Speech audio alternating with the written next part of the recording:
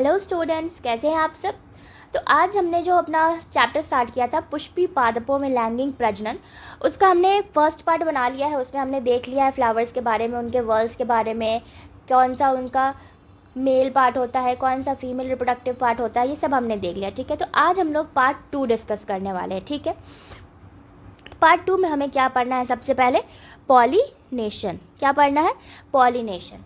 Pollination क्या होता है? परागन। अब परागन क्या होता है? तो पराग कणों का पारस्परिक पराग कोश से निकलकर मादा पुष्प के वतिकाग्र पर पहुंचना परागन कहलाता है। क्या होता है कि जो पराग कण होते हैं, जो पॉलन ग्रेन्स बन रहा है, अब वो क्या होगा, पराग कोश से निकलेगा। कहाँ से निकलेगा? एंथर से निकलेगा, पराग कोश से निकलेगा। और पराग कोश से निकल के कहाँ पे जाएगा? जो फीमेल वाला मादा पुष्प का जो वतिकाग्र होता है, उसका जो स्टिग्मा होता है। ठीक है, हमने क्या देखा था, ऐसा फिलामेंट जैसा था। ये क्या था? ये एंथर था और ये फिलामेंट था। क्या था? ये परागकोश था। अब इस परागकोश से निकल के फीमेल रिप्रोडक्टिव पार्ट जो होता है, इसमें सबसे ऊपर वाला ये क्या था हमारा? क्या था? वतिकाग्र। अब इस वतिकाग्र पे आके जब परागकण आएगा, इस चीज़ को हम लोग क्या कहते हैं? परागन कहते हैं। ठीक है, अब परागन का 2 प्रकार होता है। ठीक है, एक होता है स्वपरागन और एक होता है परपरागन। अब इन दोनों को हम लोग डिटेल में देख लेते हैं। देखिए, स्वपरागन, नाम से पता चल रहा है स्व का मतलब क्या होता है? सेल्फ। तो अपने से अगर होगा, खुद से हो जाएगा, तो उसको हम लोग क्या कहेंगे? स्वपरागन कहेंगे। और अगर हमको कोई चीज़ का ज़रूरत हो उसको करने के लिए, ठीक है, या तो आप पानी हो सकता है, हवा हो सकता है, कोई इंसेक्ट हो सकता है, तो उसको हम लोग क्या कहेंगे? परपरागन। तो पहले हम लोग स्वपरागन देख लेते हैं। तो स्वपरागन में क्या होता है? जब किसी पुष्प के परागकोश से परागकण निकलकर उसी पुष्प के वतिकाग्र या उसी पौधे के किसी अन्य पुष्प के वतिकाग्र पर पहुंचते हैं, तो उस क्रिया को हम लोग क्या कहते हैं? स्वपरागन कहते हैं। क्या कहते हैं? स्वपरागन। क्या हो रहा है यहाँ पे? जब एक फ्लावर है, ठीक है, ये हमारा एक पेड़ है, इसके ऊपर एक फ्लावर लगा हुआ है। ठीक है, यहाँ पे एक फ्लावर है और यहाँ पे एक फ्लावर है, मान लीजिए। अब यहाँ पे क्या कह रहा है कि अब इसके पास जो परागकोश है, ठीक है, उसमें से या तो इस फ्लावर में से, यहाँ पे जो है, यहाँ से फ्लावर में से निकल के यहाँ पे आ जाएगा हमारा, क्या आ जाएगा? परागकण। या फिर इसी फ्लावर के पास मेल वाला पार्ट भी होगा और फीमेल वाला पार्ट भी होगा। ठीक है, तो क्या हो जाएगा? इसी में से इसी में आज चला जाएगा, इसी फ्लावर से इसी फ्लावर में आ जाएगा। ठीक है, तो यहाँ पे रिप्रोडक्शन हो गया। यहाँ पे क्या हो रहा है? एक ही प्लांट है, सेम प्लांट है, और सेम प्लांट के किसी और फूल पे जा रहा है। ठीक है, तो ये दोनों में क्या होता है? अब इसको तो किसी दूसरे प्लांट का ज़रूरत नहीं है, ये पौधा अपने आप क्या कर सकता है? पॉलिनेशन कर सकता है। क्या कर सकता है? अपने आप परागन कर सकता है। ठीक है, तो इसको हम लोग कहते हैं स्वपरागन। अब स्वपरागन का भी 2 प्रकार होता है, वही स्वयुग्मन परागन और राजात पुष्पी परागन। ठीक है, तो स्वयुग्मन परागन में क्या होता है? देखिए, अभी जो मैंने ये बताया, जब परागकण किसी पुष्प से निकलकर उसी पुष्प के वतिकाग्र पर पहुंचते हैं, तो इस क्रिया को हम लोग क्या कहते हैं? स्वयुग्मन परागन कहते हैं। देखिए, ये जो पुष्प है, ये जो फ्लावर है, इसमें मेल वाला भी प्रेजेंट है हमारा और फीमेल वाला रिप्रोडक्टिव पार्ट भी प्रेजेंट है। अब इसी में से क्या होगा? इसी के एंथर में से परागकण निकलेगा और इसके फीमेल वाले पार्ट पर चला जाएगा। जैसे कि आपने ये अड़हुल का फूल देखा होगा। ठीक है, अड़हुल के फूल में क्या होता है? दोनों रहता है। ठीक है, बाइसेक्शन मतलब कि उसमें मेल रिप्रोडक्टिव पार्ट और फीमेल रिप्रोडक्टिव पार्ट दोनों प्रेजेंट रहता है। ठीक है, तो अब यहाँ पे क्या हो रहा है? स्वयुग्मन परागन हो जाएगा जब सेम फ्लावर पे हो रहा है। ठीक है, दूसरा होता है हमारा रजत पुष्पी परागन। इसमें क्या होता है कि जब किसी पुष्प के परागकण उसी पौधे के किसी अन्य पुष्प के वतिकाग्र पर पहुंचते हैं, तो उसे सहजात पुष्पी परागन कहते हैं। ठीक है, यहाँ पे पौधा सेम है, पौधा वही है, लेकिन इसमें पुष्प अलग हो जा रहा है। हो सकता है कि ये वाला जो है, इसके में से जो एंथर निकल के जा रहा है, यहाँ फीमेल वाला प्रेजेंट है। ठीक है, इसके वतिकाग्र पे जा रहा है, पौधा सेम है लेकिन फूल अलग हो गया है। अच्छा, देखिए, यहाँ पे ये गलत लिखा हुआ है, यहाँ पे ये राजत लिखा गया है। वही मैं सोच रही हूँ कि सजात होता है, ये कैसा टाइपिंग एरर है। ठीक है, यहाँ पे होगा सजात पुष्पी परागन। चलिए, तो अब इसको इंग्लिश में हम लोग क्या कहते हैं? यहाँ पे इसको हम लोग क्या कहते हैं? ऑटोगैमी के कहते हैं। क्या कहते हैं? ऑटोगैमी। मतलब ऑटो मतलब खुद से हो रहा है, और दूसरा होता है जिटनोगैमी। क्या होता है, जिटनोगैमी। ठीक है, स्वपरागन के अब लाभ देख लेते हैं। ठीक है, तो स्वपरागन में क्या होता है कि परागन की प्रक्रिया निश्चित होती है। इसमें कंफर्म है कि अगर ये जो फ्लावर है हमारा, इसके पास अगर मेल और फीमेल दोनों पार्ट है तो ऑब्वियस सी बात है कि यहाँ पे परागन पक्का पक्का होगा ही होगा। ठीक है, दूसरा, स्वपरागन में उत्पन्न बीज शुद्ध वंश क्रम वाले होते हैं। ठीक है, अब यहाँ पे जो भी बीज उत्पन्न होती है, जैसा ये फूल में मतलब कि ये एकदम शुद्ध रहता है, इसमें का जो वैरायटी रहेगा एकदम जैसा पेरेंट रहता है वैसा ही ऑफस्प्रिंग मतलब कि बच्चा भी आएगा। ठीक है, वहीं अब इसका कुछ हानि, अब लाभ है तो कुछ हानि भी हो सकता है। हानि में क्या होगा कि स्वपरागन में उत्पन्न पौधे से विभिन्नताएं नहीं आती हैं।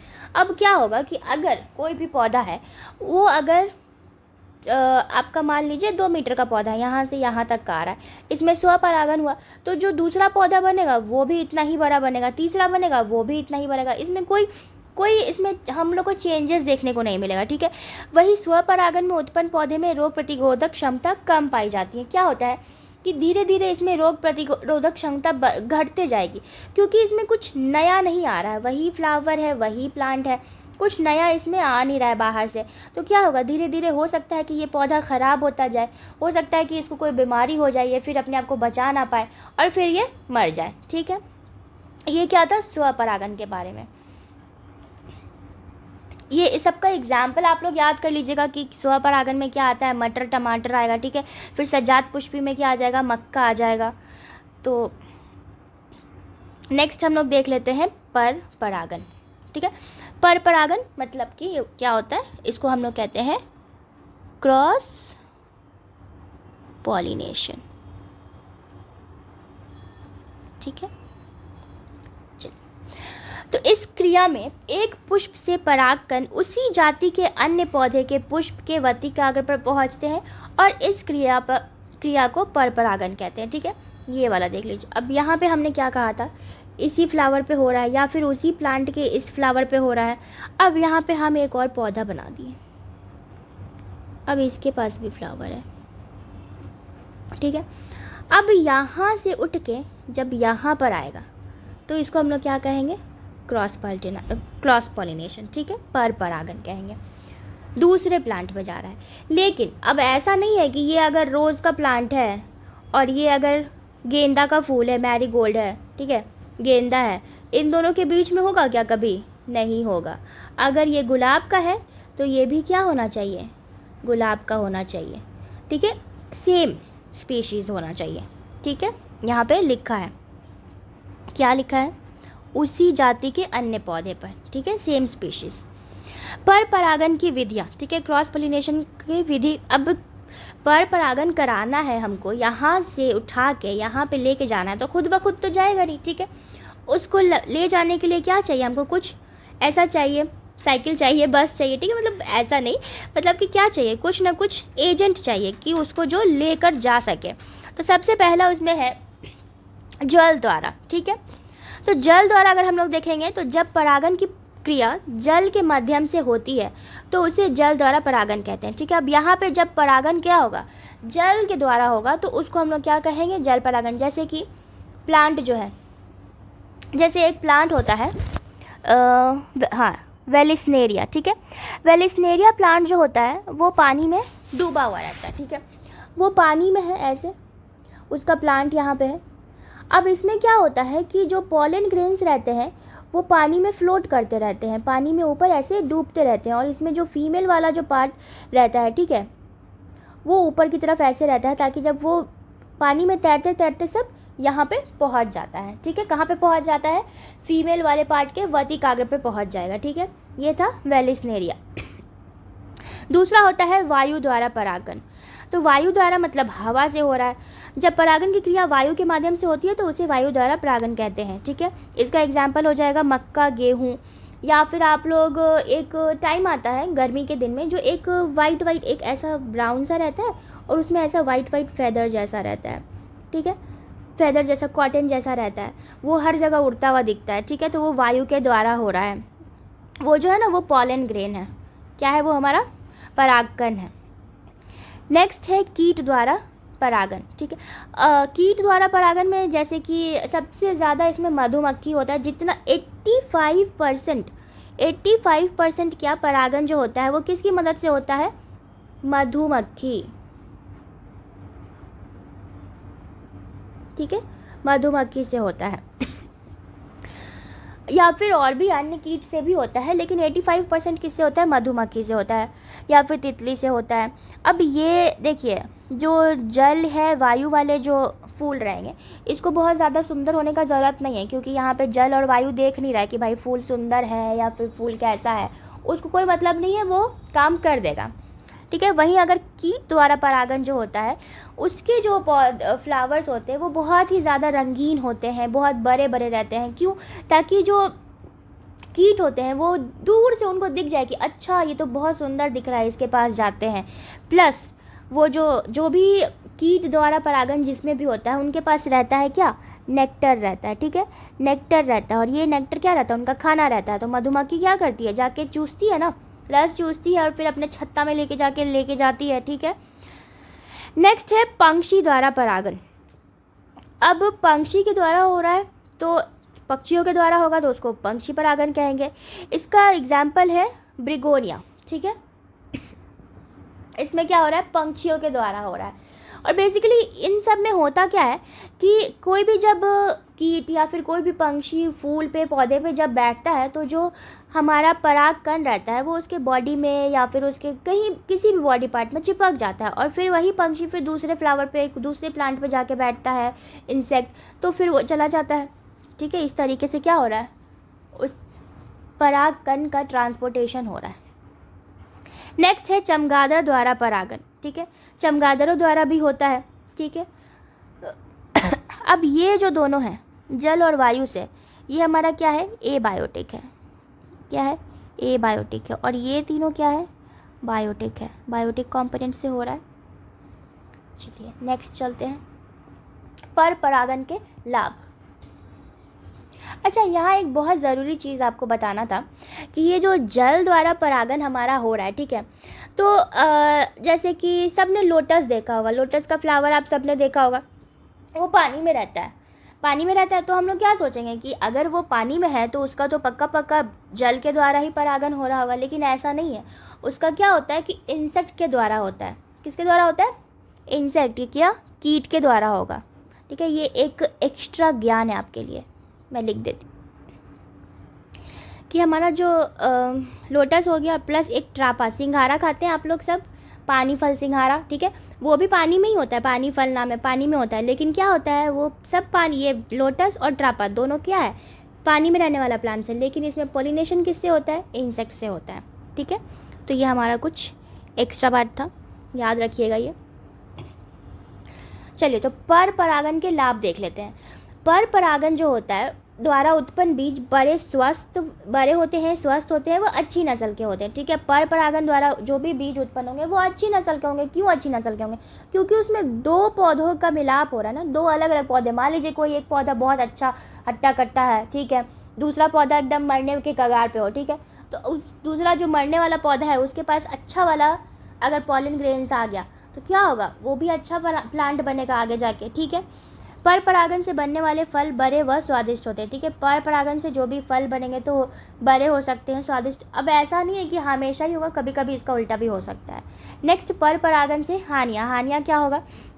अधिक पराग कणों का व्यर्थ हो जाना। अब ऑब्वियस ही बात है कि अब ऐसा ज़रूरी तो नहीं है कि मधुमक्खी अगर प्लांट पे बैठा है तो वो जाके दूसरे, अगर रोज़ के प्लांट पे बैठा है और उसके ऊपर रोज़ का परागकण लग गया है, अब ज़रूरी तो नहीं है कि वो वापस जाके यहाँ रोज़ पर ही बैठेगा। हो सकता है कि वो गेंदा के फूल पे बैठ जाएगा, हो सकता है वो सूरजमुखी पे बैठेगा, तो क्या होगा? फालतू हो गया, बेकार हो गया वो हमारा परागकण, तो ठीक है। तो इसमें क्या होता है? व्यर्थ होता है। इसमें सदैव साधन की आवश्यकता होती है। क्या? इसमें हमेशा हमेशा क्या चाहिए? साधन चाहिए। बिना साधन के कभी भी पहुँच नहीं पाएगा क्या? हमारा परागकण, ठीक है। नेक्स्ट है कृत्रिम संकरण, आर्टिफिशियल हाइब्रिडाइजेशन, ठीक है। अब इसमें क्या होता है? मनुष्य द्वारा दो अलग अलग पौधों के लक्षणों को लेकर सर्वश्रेष्ठ लक्षणों वाले पौधे को बनाया जाता है। कृत्रिम संकरण के दो आवश्यक प्रक्रम होते हैं, ठीक है। अब यहाँ पे क्या करते हैं हम लोग कि जैसे चावल होता है तो चावल में हम लोग देखते हैं कि कौन सा ज़्यादा अच्छा चावल है, ठीक है। अब कोई एक अच्छा है, दूसरे में कुछ और खूबियाँ है, तो हम लोग क्या करते हैं?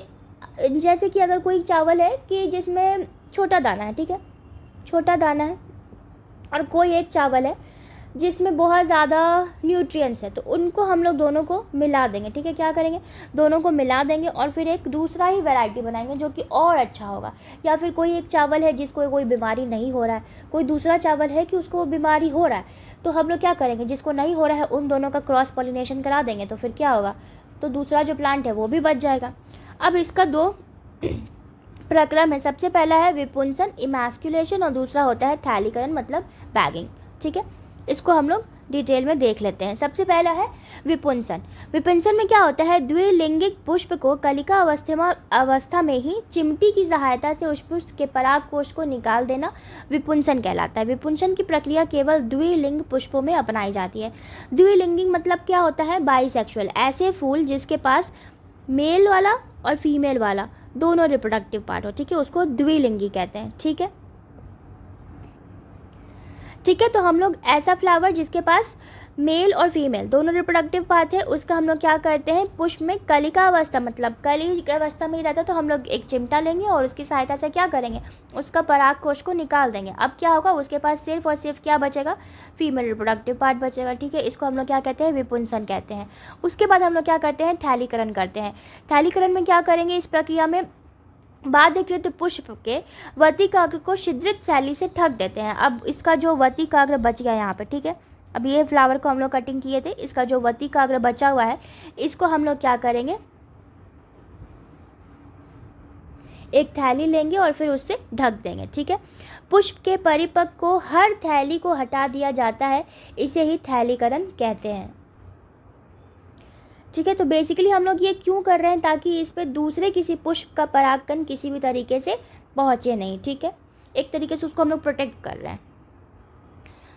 नेक्स्ट हमारा है निषेचन मतलब कि फर्टिलाइजेशन। तो फर्टिलाइजेशन जो होता है, निषेचन क्या होता है, नर युग्मक एवं मादा युग्मक के संयोजन की क्रिया को निषेचन कहते हैं, ठीक है। मेल और फीमेल गैमेट्स, ठीक है, गैमेट्स जो होते हैं, ठीक है, उनका जब संयोजन होता है, जब फ्यूजन होता है, उसको हम लोग क्या कहते हैं, निषेचन मतलब फर्टिलाइजेशन। पुष्पी पौधों में आंतरिक निषेचन होता है, ठीक है, पुष्पी पौधों में क्या होता है, आंतरिक निषेचन मतलब कि इंटरनल फर्टिलाइजेशन होता है, ठीक है। नेक्स्ट है पराग कणों का अंकुरन एवं पराग नलिका का निर्माण। अब देखिए, हमने लास्ट पार्ट 1 में पढ़ा था कि कैसे कैसे पराग नलिका बन रही है, कैसे उसका अंकुरन हो रहा है, ठीक है, कैसे सीड बनेगा, ठीक है, उसी चीज़ को हमें यहाँ डिटेल में पढ़ना। जब पराग कण संगम पुष्प के वतिकाग्र पर पहुँचते हैं तब इनका अंकुरन होता है और पराग नलिका का निर्माण होता है, ठीक है। जैसे ही पराग कण क्या होगा, पहुँचेगा जो भी हमारा मादा पुष्प होता है उसके वतिकाग्र पर, तो क्या होगा, इसका अंकुरन होगा और पराग नलिका का निर्माण होगा। ये पराग नलिका आगे बढ़ते हुए बीजांड में प्रवेश करती है। पराग नलिका क्या हमने डायग्राम देखा था,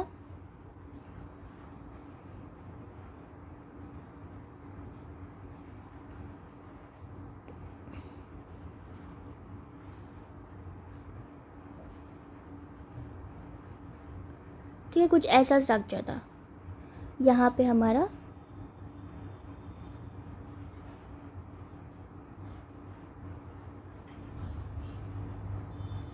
ठीक है, कुछ ऐसा स्ट्रक्चर था। ये क्या था, हमारा वतिकाग्र। अब जब यहाँ पे आएगा परागकण, तो यहाँ से फिर पराग नलिका का निर्माण होगा। क्या चीज़ का निर्माण होगा, पराग नलिका। ये इस तरीके से नीचे की तरफ जाएगा, ठीक है। अब क्या हो रहा है, यहाँ तक आ गया। अब ये पराग नलिका आगे बढ़ते हुए बीजांड में प्रवेश कर गया। अब ये बीजांड के अंदर प्रवेश कर गया। पराग नलिका के रास्ते में ही जनन कोशिका विभाजित होकर दो नर युग्मक को, अब यहाँ क्या था, इसके पास ये डिवाइड, इसके पास जो न्यूक्लियस था वो डिवाइड होकर 2 में बनेगा और फिर क्या बनाता है, 2 नर युग्मक का निर्माण करती है, ठीक है। उसमें से एक जो रहता है वो हमारा ये पराग नलिका बनाता है और जो दूसरा वाला रहता है वो फिर से क्या होता है, टूटता है और फिर 2 बनाता है, ठीक है। बीजांड में एक थैलीनुमा संरचना पाई जाती है जिसे भ्रूण कोश कहते हैं, ठीक है। इसमें जो थैलीनुमा संरचना है उसको हम लोग क्या कहते हैं, भ्रूण कोश या फिर एम्ब्रियो कहते हैं। भ्रूण कोश में ही अंड कोशिका या मादा युग्मक पाया जाता है। ठीक है, इसके अंदर क्या है, अंड कोशिका या फिर मादा युग्मक प्रेजेंट होता है। ये जो हमारे 7 सेल्ड एक न्यूक्लिएटेड मैंने सब पार्ट 1 में पढ़ाया हुआ है। ठीक है, नेक्स्ट है पराग नलिका का भ्रूण कोश में प्रवेश। अब जो पराग नलिका है मुख्यतः 3 स्थानों से बीजांड या भ्रूण कोश में प्रवेश कर सकती है। ठीक है, 3 जगह से ये भ्रूण कोश में प्रवेश कर सकती है। पहला होता है चलाज़्मोगामी, निभाग द्वारा परिनालिका में प्रवेश। ठीक है, दूसरा होता है मीजोगैमी, अध्यावरण द्वारा पराग नलिका में प्रवेश। और तीसरा होता है प्रोगैमी, जो बीजांड द्वारा पराग नलिका में प्रवेश। ठीक है, तो हमने उस क्लास में पढ़ा था कि इसके पास जो एंड्स रहता है, ठीक है, यहाँ पे रहता है, देखिए ये देखिए यहाँ पे हम लोग देखते हैं, ये हमारा क्या था, इंटेगुमेंट्स था। ठीक है, तो इंटेगुमेंट्स अगर होगा तो उसको हम लोग क्या कहेंगे, मीजोगैमी। ठीक है, वही अगर चलाज़ल एंड से होगा, चलाज़ल एंड होता है ऊपर की तरफ, तो चलाज़ल एंड से होगा उसको हम लोग चलाज़ोगैमी कहेंगे। और अगर माइक्रोपाइल एंड जो था, माइक्रोपाइल एंड मैंने आपको बताया था लास्ट क्लास में कि अगर हम लोग चना लेते हैं, चने को पानी में डालेंगे तो उसमें छेद रहता है छोटा सा, वहाँ से बुलबुला सा दिखेगा। ठीक है, वहाँ से ऑक्सीजन जा रहा है, तो वो जो छेद रहता है छोटा सा उसको माइक्रोपाइल एंड कहते हैं। तो माइक्रोपाइल एंड एक ओपनिंग रहता है, तो वहाँ से अगर होगा तो उसको हम लोग क्या कहेंगे, पोरोगैमी। क्लियर है, 3 जगह से हो रहा है, यहाँ से होगा चलाज़ोगैमी, इंटेगुमेंट से होगा मीजोगैमी, और ये हो जाएगा हमारा पोरोगैमी। नेक्स्ट दोहरा निषेचन। दोहरा निषेचन मतलब क्या, डबल फर्टिलाइजेशन। ठीक है, नर जनन कोशिका में पराग नलिका के अंदर ही समसूत्री विभाजन होता है, जिससे 2 नर युग्मक का निर्माण होता है। ठीक है, ये पराग नलिका के अंदर हो गया हमारा, यहाँ पे मैंने आपको बताया था कि पराग नलिका है। ठीक है, पराग नलिका यहाँ पे हमने देखा, इसके अंदर जो एक बार ब्रेक होगा तो फिर एक वेजिटेटिव एक जनरेटिव बनेगा, और फिर यहाँ पे जो 2 रहता है, ठीक है, 2 नर युग्मक अंदर जाता है। ठीक है, भ्रूण कोश के अंदर जाएगा। इनमें से एक नर युग्मक मादा युग्मक की क्रिया करके युग्म जनक का निर्माण करता है, जो विकसित होकर भ्रूण बन जाता है, तथा दूसरा नर युग्मक 2 ध्रुव केंद्रों से क्रिया कर लेता है, जिसे प्राथमिक ठीक है, जिसे प्राथमिक भ्रूणपोष केंद्रक का निर्माण होता है। यदि बाद में भ्रूणपोष बन जाता है, इस संपूर्ण क्रिया को ही दोहरा निषेचन कहते हैं। देखिए अब इसको हम लोग डिटेल में समझते हैं। ये हमारा डायग्राम है। अब क्या हो रहा है, यहाँ से आया, अंदर को चला गया 2 नर युग्मक। ठीक है, 2 नर युग्मक अंदर को चला गया, एक जो युग्मक नर युग्मक रहेगा वो जाके अंड कोशिका से फ्यूज़ कर जाएगा। ठीक है, और फिर ये क्या बनाएगा, भ्रूण बना देगा। दूसरा जो रहता है, ये जो हमारा ध्रुवी केंद्र की है, यहाँ पे जो पोलर न्यूक्लियाई प्रेजेंट है ध्रुवी केंद्र की, दूसरा वाला जाके इससे फ्यूज़ करेगा। ठीक है, तो यहाँ पे क्या हो रहा है, एक बार इससे हो रहा है, एक बार अंड कोशिका से एक हो रहा है, और एक बार ध्रुवी केंद्र की से हो रहा है ना, एक बार इससे हो रहा है और एक बार इससे हो रहा है दूसरी बार। ठीक है, तो 2 बार हो रहा है फर्टिलाइजेशन। क्या हो रहा है, 2 बार फर्टिलाइजेशन हो रहा है। ठीक है, 2 बार निषेचन हो रहा है, इसीलिए हम लोग इसको क्या कहते हैं, द्विनिषेचन। क्या कहते हैं, दोहरा निषेचन। निषेचन, चलिए निषेचन तो 2 बार हो रहा है, मतलब कि फर्टिलाइजेशन तो 2 बार हो रहा है, लेकिन यहाँ पे क्या होता है, त्रिसंलयन होता है। ठीक है, इसको क्या कहते हैं, ट्रिपल फ्यूजन। इसको हम लोग कहते हैं ट्रिपल फ्यूजन, और इसको हम लोग कहते हैं डबल फर्टिलाइजेशन। अब इसको त्रिसंलयन क्यों कह रहे हैं, क्योंकि देखिए हमने क्या पढ़ा था 7 सेल्ड 8 न्यूक्लिएटेड में कि 1 2 3 4 5 6 7 8 सेल्स प्रेजेंट है, और इसके अंदर 1 2 3 4 5 6 और ये 7, ये जो पूरा है। ठीक है, तो यहाँ पे 7 सेल्स है, लेकिन न्यूक्लियस कितना है, 8 है। क्यों, क्योंकि इसको हम लोग पूरा एक सेल कंसीडर करते हैं, लेकिन इसके अंदर 2 न्यूक्लियस है। ठीक है, अब 2 न्यूक्लियस है, तो एक बार क्या हो रहा है, एक बार जो नर युग्मक है इससे जाके फर्टिलाइज कर रहा है, और एक बार इस पूरे से कर रहा है, लेकिन इसके पास क्या है, 2 न्यूक्लियस है और उसका भी तीसरा आके मिल रहा है, इसलिए हम लोग इसको क्या कहते हैं, क्या कहते हैं इसको हम लोग, त्रिसंलयन। ठीक है, ट्रिपल फ्यूजन। क्यों? क्योंकि 3 न्यूक्लियस का फ्यूजन हो रहा है और 2 बार फर्टिलाइजेशन हो रहा है, क्योंकि यहाँ पे 2 बार फर्टिलाइजेशन हो रहा है। ठीक है, इसलिए हम लोग इसको डबल फर्टिलाइजेशन। आई होप कि आपका ये क्लियर होगा। अगर कोई भी डाउट हो, कोई भी क्वेरी हो, प्लीज़ कमेंट सेक्शन में पूछिएगा। चलिए, तो अब यहाँ पे निषेचन हो गया। निषेचन के पश्चात क्या घटनाएं होती हैं? ठीक है, निषेचन के पश्चात निम्नलिखित घटनाएं होती हैं। क्या क्या होता है? भ्रूणपोष का विकास होगा, भ्रूण एवं इसका विकास होगा और बीज व फल का निर्माण होगा। ठीक है, क्या हो रहा है? भ्रूणपोष का हमारा विकास हो जाएगा, फिर भ्रूण एवं उसका जो है उसका विकास होगा। जैसे कि हमारा ओवरी जो रहता है, ओवरी जो रहेगा वो हमारा फ्रूट बनाएगा, ओव्यूल जो रहेगा वो हमारा सीड बनाएगा। ये सब अभी हम लोग आगे पढ़ते हैं। ठीक है, बीज व फल का निर्माण हो रहा है। चलिए, तो अब नेक्स्ट पे चलते हैं। नेक्स्ट क्या है हमारा? भ्रूणपोष। भ्रूणपोष के बारे में। ठीक है, तो भ्रूणपोष जो होता है, जिस थैली जैसी संरचना में भ्रूण बनता है, ठीक है, जिसमें भ्रूण बनेगा, जो सैक लाइक स्ट्रक्चर जो रहता है जिसके अंदर भ्रूण बनता है, ठीक है, उसको हम लोग क्या कहते हैं? भ्रूणकोश कहते हैं। क्या कहते हैं? भ्रूणकोश। और जो भ्रूण को पोषण प्रदान करने वाली जो त्रिनुका कोशिका को भ्रूणपोष कहते हैं। क्या कहते हैं? भ्रूणपोष। इसको क्या कहेंगे? एंडोस्पर्म बोलते हैं। बेसिकली इसको कहते हैं एंडोस्पर्म। जो एंडोस्पर्म होता है वही क्या करता है? न्यूट्रिएंट देता है। देखिए, हमारा फर्टिलाइजेशन हुआ यहाँ पे, तो जो एग सेल के साथ यहाँ पे जाके अंडे के साथ जो फ्यूजन हुआ, ये डायग्राम में देखिए, अंड कोशिका के साथ जो फ्यूजन हुआ हमारा, ठीक है, उससे क्या बना रहा है? हमारा एम्ब्रियो बनेगा।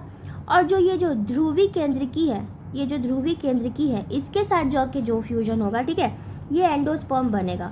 अब यही क्या होगा? आगे चल के उसको न्यूट्रिएंट देगा कि ठीक है, उसको बढ़ने के लिए। ठीक है, इसमें हमारा क्या आ जाएगा? कोशिकीय भ्रूणपोष। क्या आएगा? कोशिकीय जो सेलुलर एंडोस्पर्म रहेगा। दूसरा रहेगा केंद्रकीय भ्रूणपोष जो कि न्यूक्लियर एंडोस्पर्म रहेगा। और एक होता है हेलोबियल भ्रूणपोष। ठीक है, हेलोबियल एंडोस्पर्म। ठीक है, ये सब एंडोस्पर्म है। अब भ्रूण एवं इसका विकास। ठीक है, अब इसका कैसे विकास हो रहा है? ठीक है, डेवलपमेंट ऑफ। अब जो भ्रूण का जो विकास होता है, ठीक है, वो क्या होता है हमारा? डाइकोटिलेडन्स, द्विबीजपत्री होता है, और एक होता है मोनोकोटिलेडन। ठीक है, एक बीजपत्री। ठीक है, अब इसमें क्या होता है? ठीक है, तो आप लोगों को पता होगा कि द्विबीजपत्री और एक बीजपत्री क्या होता है। ठीक है, डाइकोटिलेडन मतलब कि 2 सीड बनेगा। अगर 2 सीड रहेगा तो उसको डाइकोटिलेडन कहेंगे, और अगर एक ही रहेगा तो उसको मोनोकोटिलेडन कहेंगे। जैसे कि अपने सबने क्या देखा होगा? मक्का देखा है सबने, तो उसमें क्या होता है? वो उसका बस एक ही बीज रहता है वो। ठीक है, इस टाइप से। दूसरा आप सबने ये देखा होगा, चना सबने देखा है। चना को हम लोग तोड़ते हैं तो क्या होता है? उसमें से 2 चना का दाल निकलता है। ठीक है, तो उसमें से 2 स्प्लिट होकर निकलता है। ठीक है, तो उसको कहते हैं द्विबीजपत्री। इसको भी हम लोग डिटेल में देखते हैं कि कैसे इसका विकास हो रहा है। चलिए, तो सबसे पहले है हमारा द्विबीजपत्री में भ्रूण का विकास। ठीक है, तो होता क्या है कि जो जाइगोट रहता है, अब उसमें क्या होता है? उसमें अनुप्रस्थ विभाजन होगा। ठीक है, ट्रांसवर्स विभाजन होगा। जैसे कि जो हमारा जाइगोट बना है, ठीक है, उसमें ट्रांसवर्स विभाजन होगा और उससे 2 कोशिका का निर्माण होगा। ठीक है, अब एक कोशिका निभाग की ओर स्थित होती है और जिसके अग्रस्त कोशिका तथा दूसरी कोशिका को बीजांड द्वार की ओर स्थित होती है, उसे आधारी कोशिका कहते हैं। क्या हो रहा है कि अब जब ये जो हमारा जो जाइगोट है, अब ये डिवाइड होगा, एक इधर की तरफ जाएगा पोल की तरफ, एक इधर पोल की तरफ जाएगा। ठीक है, तो एक चलाजल वाला था, चलाजल एंड की तरफ, और एक माइक्रोपाइलर एंड की तरफ। ठीक है, अब उसको क्या कह रहे हैं? निभाग की ओर स्थित जो निभाग चलाजल एंड की तरफ जा रही है उसको हम लोग क्या कह रहे हैं? अगस्त कोशिका कह रहे हैं। और जो हमारा माइक्रोपाइल एंड की तरफ जा रही है, बीजांड द्वार की तरफ जा रही है, उसे हम लोग क्या कह रहे हैं? आधारी कोशिका कहते हैं। ठीक है, अब इतना डिवीजन हो गया। अब आगे हम लोग देखते हैं आगे क्या हो रहा है। अग्रस्त कोशिका में उदग्र विभाजन तथा आधारी कोशिका में अनुप्रस्थ विभाजन होती है। ठीक है, अब जो अग्रस्त कोशिका है मेरा, ठीक है, उसमें क्या हो रहा है? वर्टिकल डिवीजन हो रहा है। एपिकल वाले पे वर्टिकल डिवीजन हो रहा है, और जो बेसल वाला है हमारा, नीचे की तरफ जो है उसमें क्या होता है हमारा ट्रांसवर्स डिवीजन होता है। कौन सा होता है? आधारी कोशिका, ठीक है। उसमें क्या होगा? अनुप्रस्थ विभाजन होगा। अब जो अग्रस्त कोशिका में 2 अनुप्रस्थ विभाजन तथा आधारी कोशिका में 6 से 10 अनुप्रस्थ विभाजन होगा, ठीक है। इसमें कितना होगा? 2 होगा। इसमें कितना होगा? 6 से 10 होगा। 2 होगा और 6 से 10 होगा। किसमें? अनुप्रस्थ विभाजन, ठीक है, उदाग्र विभाजन। ये सब अंडरलाइन कर देती हूँ मैं, ईजी रहेगा। नेक्स्ट, अब इसके बाद क्या होगा? आधारी कोशिका में फिर क्या होगा? 6 से 10 अनुप्रस्थ विभाजन होगा। उसके पश्चात संपूर्ण कोशिका को निलंबक कहते हैं। क्या कहते हैं? निलंबक, ठीक है। या फिर इसको हम लोग क्या कहेंगे? सरप्रेसर कहते हैं। इसको हम लोग क्या बोलते हैं? सस्पेंसर, सस्पेंसर। अब क्या होगा यहाँ पे कि अग्रस्त कोशिका में 2 अनुप्रस्थ विभाजन होंगे। क्या हुआ? अग्रस्त वाला जो कोशिका था उसमें 2 अनुप्रस्थ विभाजन के पश्चात जो हम लोग को कोशिका जो मिलेगा, ठीक है, उसमें क्या होगा? उपस्थित कोशिकाओं को, इसको क्या बोलते हैं? अब उसको हम लोग हाइपोबेसल कहेंगे। और अग्रस्त कोशिका की ऊपरी कोशिका को हम लोग क्या कहते हैं? एपीबेसल कहेंगे, ठीक है। जो नीचे वाला रहेगा उसको हम लोग हाइपो कहेंगे और जो ऊपरी कोशिका रहेगा उसको हम लोग क्या बोलेंगे? एपीबेसल बोलेंगे, ठीक है। अब जो हाइपोबेसल होता है वो क्या करता है कि हाइपोबेसल कोशिका से मूलाकूर का निर्माण होता है, ठीक है। क्या होता है? मूलाकूर, इसको हम लोग रेडिकल भी बोलते हैं, ठीक है, रेडिकल। मूलाकूर का निर्माण होगा और फिर जो मूलाकूर रहता है से मूल या जड़ का निर्माण होता है, ठीक है। तो आर से क्या होता है? आर से होता है रेडिकल और आर से होता है रूट। तो जो रूट रहता है हमारा वो क्या करता है? रेडिकल से बनता है, ठीक है। आर से रेडिकल, आर से रूट। तो क्या हो रहा है यहाँ पे? क्या बना रहा है? मूलाकूर बना रहा है, रेडिकल बना रहा है और फिर मूलाकूर आगे चल के क्या बनाता है? हमारा जड़ बनाता है, ठीक है। और जो एपीबेसल होता है, ठीक है, एपीबेसल से बीज पत्र एवं प्रांकुर का निर्माण होता है। क्या होता है? शूट। मतलब कि उससे क्या बनता है? जैसे यहाँ पे रेडिकल बन रहा है वैसे ही क्या बनता, ठीक है। तो इससे क्या बनता है? हमारा प्रिम्यूल बनता है। उससे हमारा क्या बनता है? शूट सिस्टम बनेगा। क्या बनेगा? शूट। तो शूट में क्या आ जाएगा? जो भी एरियल पार्ट रहता है हमारा प्लांट्स का, जैसे कि तना हो गया, पत्ती हो गया, ठीक है, ये सारा चीज़ देखिए ऐसे ज़मीन में है तो नीचे वाला जो भी बनेगा वो रूट रहेगा और जो ऊपर जो भी चीज़ रहेगा, हमारा पत्ता है, टहनी है, स्टेम है, ये सब क्या होगा? शूट हो गया, ठीक है। उसका वो कौन बनाता है? एपीबेसल। और हाइपोबेसल क्या बनाता है? रूट वाला बनाता है। इस प्रकार द्विबीजपत्री में भ्रूण का विकास होता है, ठीक है। इस तरीके से क्या होता है? भ्रूण का विकास हो रहा है। किस में? द्विबीजपत्री मतलब डाइकोटिलेडन में। और ऐसे क्या होता है? नया पौधा बनता है, ठीक है। अब यहाँ पे एक नोट लिखा हुआ है कि द्विबीजपत्री की तरह ही एक बीजपत्री पादपों में भी भ्रूण का विकास होगा, ठीक है। इसी टाइप से क्या होता है? जो एक बीज वाला रहता है उसमें भी भ्रूण का विकास होगा, लेकिन उसमें क्या होता है कि केवल एक बीजपत्री का निर्माण होता है। उसमें क्या होगा? सिर्फ एक ही बीज, ठीक है, एक ही बीजपत्री बनेगा। जैसे कि हमारा मेज जो है, ठीक है, मक्का जो है, उसमें बस एक ही रहता है। आप लोग निकाल के देखे होंगे कभी, तो एक ही दाना रहता है ना। उसको अगर हम लोग तोड़ेंगे तो वो स्प्लिट होके उसमें से अंदर से कुछ अलग अलग नहीं निकलेगा। या फिर आप सब ने आम सब लोग खाता है, ठीक है, तो आम खाते हैं तो सब लोग गुठली निकलता है, ठीक है। आम खाएं चलिए, आम है, ठीक है। अब आम के अंदर क्या रहता है? गुठली रहता है। तो गुठली हम लोग खाते हैं तो दिखता तो हमें एक ही है कि ठीक है एक ही गुठली है। उसको कभी आप लोग उसको क्या कीजिएगा? उसको तोड़ के देखिएगा। उसको जब खोलेंगे, मतलब उसको सुखा के उसको तोड़िएगा तो उसके अंदर से क्या निकलेगा? 2 कॉटिलेडन निकलेगा, सॉफ्ट सॉफ्ट, वही उसका बीज होता है, ठीक है। तो वो भी मैंगो क्या होता है? मैंगो भी क्या होता है? हमारा द्विबीजपत्री होता है, ठीक है। चलिए अब हम लोग ये डायग्राम एक बार एक्सप्लेन करके देख लेते हैं। अभी हमने जो भी प्रोसेस पढ़ा कि क्या हो रहा है, जाइगोट जो था उसमें क्या हुआ? हमारा डिवीजन हुआ, ठीक है। तो यहाँ पे देखिए, एक यहाँ पे है, ये जाइगोट है हमारा, क्या है ये? युग्मज है, 2n नंबर पे है। और ये वाला क्या था? एंडोस्पर्म, जो पोलर सेल्स के साथ जाके फ्यूज़ हो रहा था। तो इसमें क्या था? यहाँ पे 3n क्यों है? क्योंकि उसके अंदर एक जो सेल था उसके अंदर 2 न्यूक्लियस प्रेजेंट था। क्या था? 2 न्यूक्लियस प्रेजेंट था। तो और फिर तीसरा जो मेल वाला था वो आके फ्यूज किया तो यहाँ पे 3 न्यूक्लियस हो जाएगा, तो इसीलिए यहाँ पे 3n, ठीक है। वैसे तो ये हो गया हमारा। अब क्या होगा? यहाँ पे विभाजन होगा, ठीक है। अब ये साइड्स की तरफ जाएगा, देखिए यहाँ पे दिख रहा है, ठीक है। अब देखिए यहाँ पे विभाजन हुआ, हमने क्या पढ़ा था? विभाजन होगा। तो हमारा जो जाइगोट था, ठीक है, उसमें कौन सा विभाजन हो रहा था? अनुप्रस्थ विभाजन हो रहा था, ठीक है। अब इसमें 2 कोशिका का निर्माण हो रहा था, ठीक है।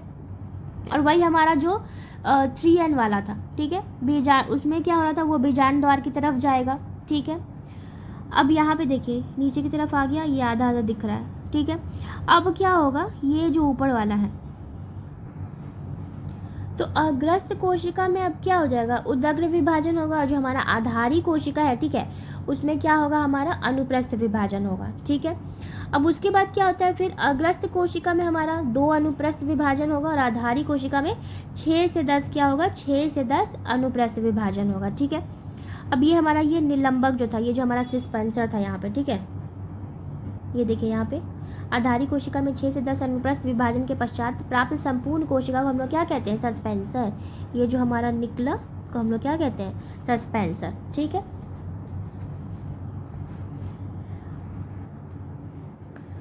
अब यहाँ पे क्या हो रहा है? एक हृदयाकार भ्रूण का निर्माण हो रहा है यहाँ पे, ये देखिए हार्ट शेप दिख रहा है, ठीक है। अब यही फिर आगे फिर इसमें और डिवीजन होगा। फिर क्या बन रहा है हमारा? मूलांकुर बन रहा था। मूलांकुर किससे बन रहा था? हाइपोबेसल कोशिका से क्या बन रहा था? मूलांकुर बन रहा था। और फिर यही आगे चल के क्या बनाता है? हमारा रूट बनाता है, हमारा जड़ बनाता है, ठीक है।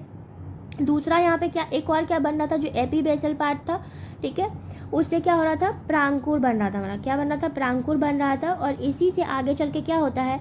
जो हमारा शूट का पार्ट है, हमारा जो स्टेम बनेगा, जो भी हमारा लीव्स बनेगा, वो सब इस पार्ट से बनेगा, ठीक है। इससे क्या बनेगा? रूट बनेगा। और इससे क्या बनेगा? हमारा शूट बनेगा। और ये पूरा जो है हमारा क्या है? कॉटिलेडन होता है, ठीक है, बीज पत्र या फिर कॉटिलेडन। देखिए ये डबल है ना, 2 दिख रहा है,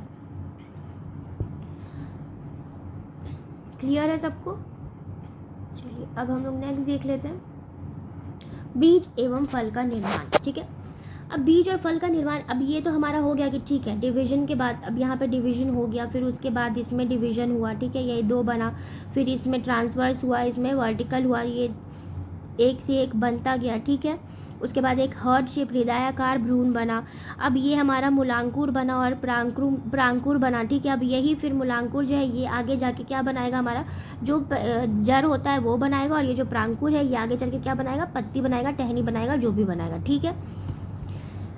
बीज एवं फल का निर्माण, बीज का निर्माण, तो अब क्या होता है? जो द्विनिषेचन क्रिया होती है, ठीक है, डबल फर्टिलाइजेशन, उसके फलस्वरूप क्या होता है? बीजांड में अनेक परिवर्तन होता है। अब उसके अंदर बहुत सारे परिवर्तन हो गए, जिसके फलस्वरूप बीजांड से बीज का निर्माण होगा। अब इसका क्या रिजल्ट निकलता है कि जब द्विनिषेचन हो रहा है तो उसमें बहुत सारा चेंजेस आ रहा है, तो उससे क्या होगा? बीज का निर्माण होगा।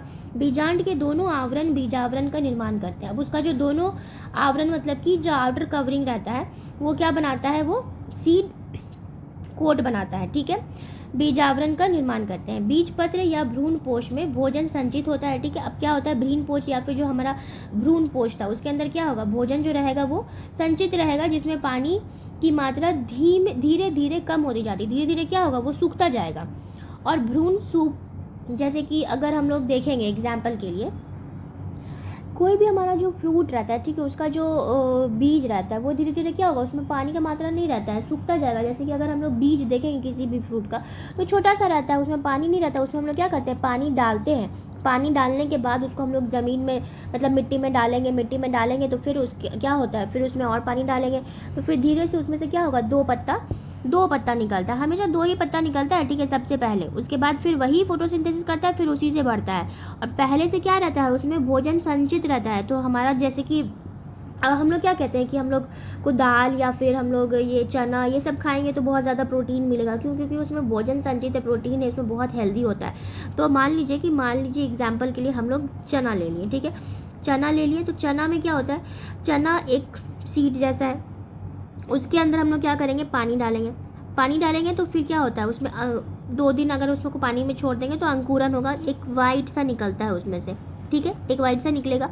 अब वो जो रहता है वो उसका शूट सिस्टम बनेगा, ठीक है, मतलब कि ऊपर चल के फिर उस वाइट वाले में से उसको हम लोग ज़मीन में डाल देंगे तो क्या होगा? कुछ दिन में 2 पत्ता निकलेगा।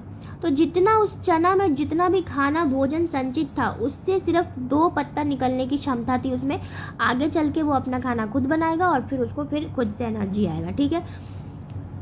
नेक्स्ट हम लोग देख लेते हैं फल का निर्माण। फल एक पारिपिक अंडाशय है, जिस समय बीज का निर्माण होता है, ठीक है। जैसे ही बीज का निर्माण होगा तो उसके जो बाहर जो कवरिंग, जैसे कि हमने ये देखा था, एक देखिए कहाँ गया हमारा डायग्राम, डबल ये वाला देखिए, ये वाला जो है ये हमारा फल बनाएगा और ये जो अंदर वाला पार्ट है ये हमारा बीज बनाएगा, ठीक है।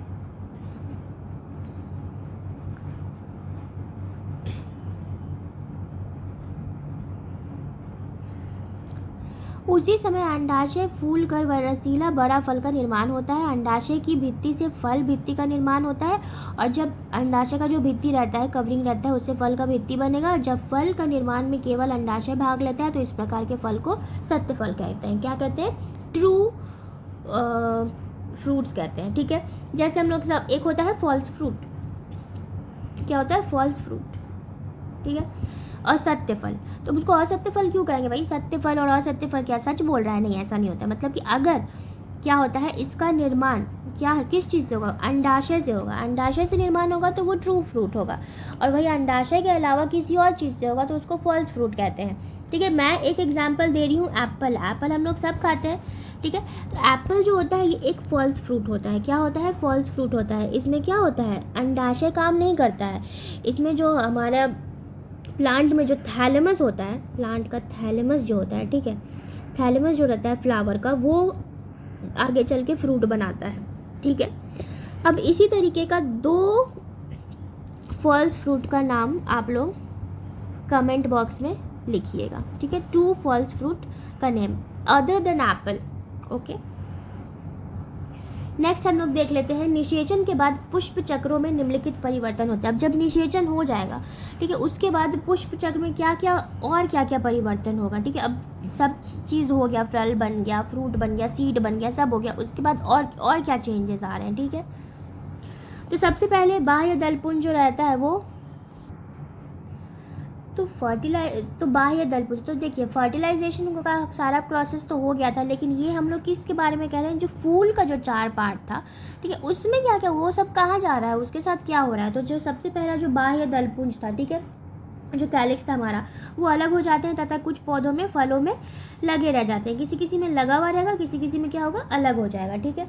उसके बाद जो दलपुंज था, ठीक है, वो क्या होता है? सूख कर निकल जाता है। जैसे फर्टिलाइजेशन हो जाएगा तो मतलब जो पेटल्स था, ठीक है, वो क्या होगा? सूख कर निकल जाएगा, गिर जाएगा, झड़ जाएगा, ठीक है।